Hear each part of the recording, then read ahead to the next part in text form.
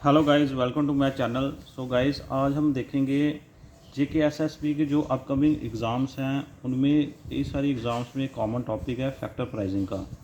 सो आज हम उसके बारे में स्टडी करेंगे। सो let's start with the topic. So guys, आज हम पढ़ेंगे factor pricing, marginal productivity and recording theory of rent. इसके बारे में आज हम पढ़ेंगे।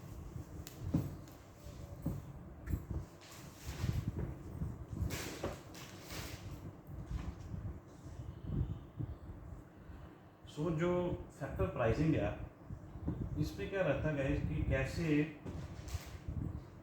Various factors of production are rewarded for the service for their services. जो डिफरेंट फैक्टर्स हैं उनको कैसे रिवॉर्ड किया जाता है for their service. Factor pricing का मतलब ये है how, one second guys,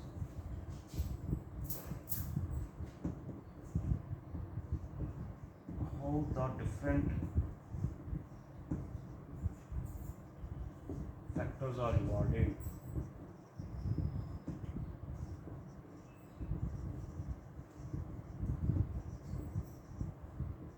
for their services।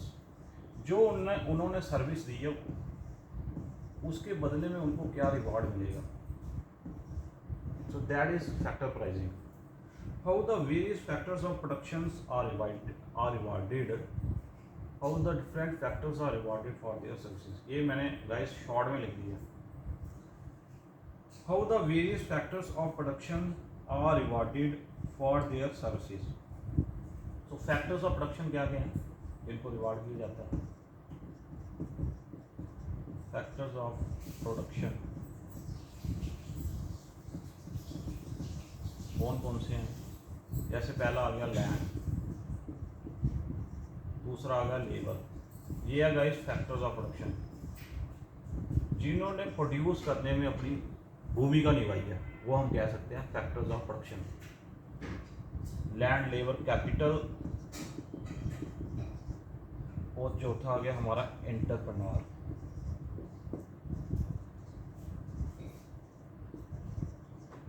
सो जो हमारा ये लैंड वाला फैक्टर है उसको हम रिवॉर्ड करते हैं रेंट से। अगर हम किसी पे लैंड पर अगर हमने प्रोडक्शन के लिए यूज़ किया है तो उसे हम रेंट के माध्यम से हम उसे रिवॉर्ड करेंगे। और जो हमारी लेबर है उसे हम रिवॉर्ड कैसे करेंगे? वेजेस से। और जो हमारी कैपिटल है उसे हम कैसे रिवॉर्ड करेंगे? इंटरेस्ट से। और हमारा जो एंटरप्रेन्योर है उसे हम रिवॉर्ड कैसे करेंगे? प्रॉफिट से। जिसने पैसा लगाया उसे प्रॉफिट होगा तभी वो प्रोडक्शन करेगा, अदरवाइज वो प्रोडक्शन बंद कर देगा। So guys, these are the factors of production. So how they are rewarded as rent, land is rent, labour wage, capital interest, entrepreneur profit. So these are factors of production. So इन्हें हम reward करते हैं, उसे हम कहते हैं factor pricing.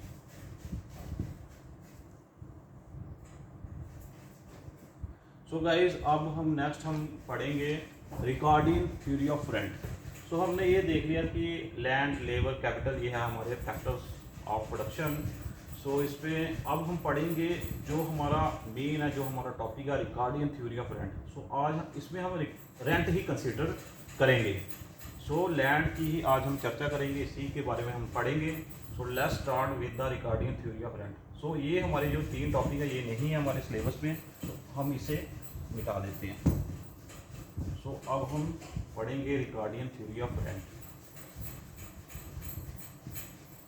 Guys, मैं आपके लिए बहुत ही सिंप्लीफाइड तरीके से ये सारा टॉपिक कवर कर दूंगा अभी। सो रिकॉर्डिंग थ्योरी ऑफ रेंट, ये मैंने टॉपिक लिखा, इसके बारे में हम पढ़ेंगे। सो रिकॉर्डिंग थ्योरी क्या कहती है रेंट के बारे में? सो रिकॉर्डियो कहता है कि जो रेंट है इज दैट पोर्शन। रेंट क्या है? That portion of produce. Ricardo ने बोला था that portion of produce. So Ricardo जो इकोनॉमिस्ट है उसने बोला था कि rent is that portion of produce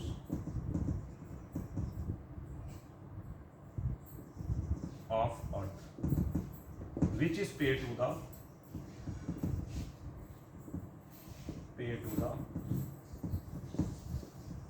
landlord. So कि रेंट जो है वो दैट पोर्शन है प्रोड्यूस का, जो हमने लैंड से जो भी हमने प्रोडक्शन किया उसको हम उसका एक पोर्शन हम लैंडलॉर्ड को देते हैं।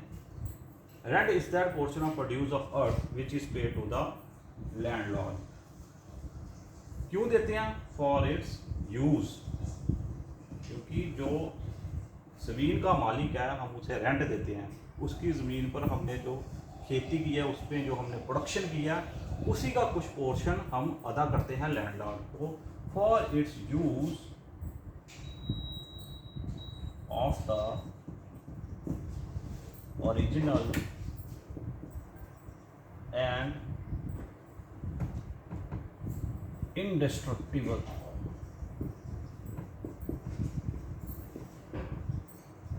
ओरिजिनल और indestructible power of soil. So ये है जो रिकार्डियो ने बताया था कि rent is that portion of produce of earth which is paid to the landlord for its use of original and indestructible power of the soil. So ये है Ricardo theory of rent. So factor pricing में हमने जो रिकार्डियो theory of rent है उसमें हमने ये पढ़ना है। सो रिकार्डियो ने बहुत सारी अजम्पशंस ली थी। जैसे रिकार्डियो ने कंसीडर किया था consider pure rent original and indestructible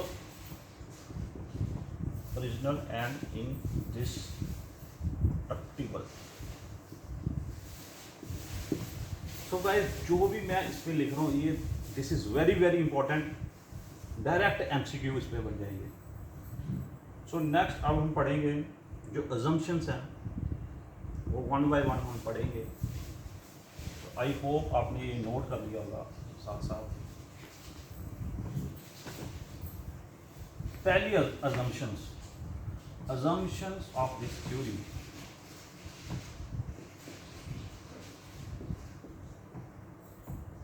कि लैंड जो होगी वो इन इलास्टिक होगी, सो ये अजम्पशन से भी डायरेक्ट आपको एमसीक्यूज आ सकते हैं। लैंड इन इलास्टिक होगी, इसका मतलब ये है जो सप्लाई ऑफ लैंड है is fixed,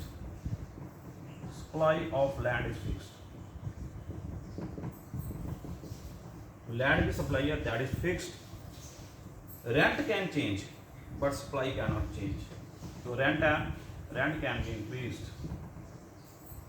increased but supply of land not, land supply not।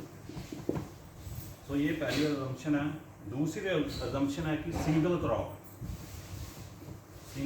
crop that is corn will be produced